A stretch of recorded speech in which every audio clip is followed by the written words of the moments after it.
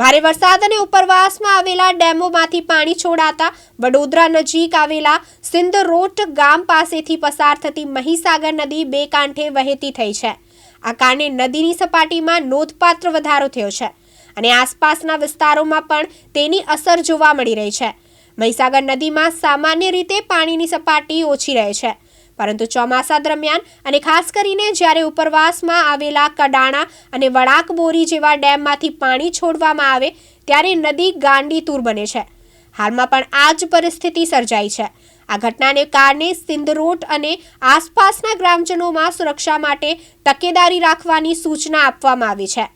નદી કિનારે આવેલા નીચાણવાળા વિસ્તારો અને ખેતરોમાં પાણી ભરાવવાની શક્યતા વધી છે, જેથી લોકોને નદીના પટમાં ન જવાની અપીલ કરવામાં આવી છે। સ્થાનિક તંત્ર દ્વારા પરિસ્થિતિ પર સતત નજર રાખવામાં આવી રહી છે અને જરૂર પડે તો લોકોને સુરક્ષિત સ્થળે ખસેડવા માટેની પણ તૈયારીઓ કરી રાખવામાં આવી છે। આસપાસના વિસ્તારોમાં રહેતા લોકોને સાવચેત રહેવા અને કોઈ પણ મુશ્કેલી જણાય તો તંત્રનો સંપર્ક કરવા માટે જણાવાયું છે। સુધી મેસેજ પહોંચાડી રહ્યા છો, કેવી પરિસ્થિતિ તમે જોઈ?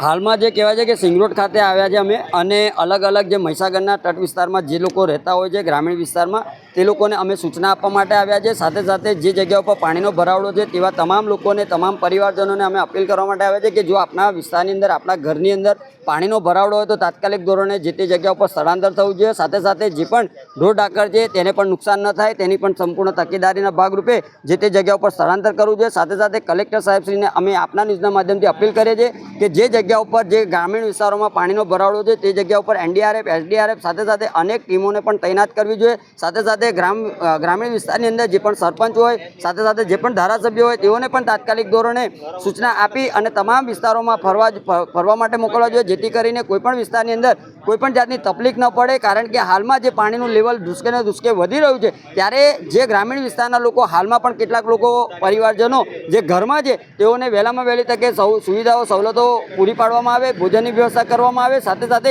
જે જગ્યા ઉપર સ્થળાંતર કરવાના છે એ જગ્યા પર પણ તાત્કાલિક ધોરણે સ્થળાંતર કરવામાં આવે તેવી અમારી માંગ છે। મહેન્દ્ર સોલંકી, દિવ્યાંગ ન્યૂઝ, વડોદરા।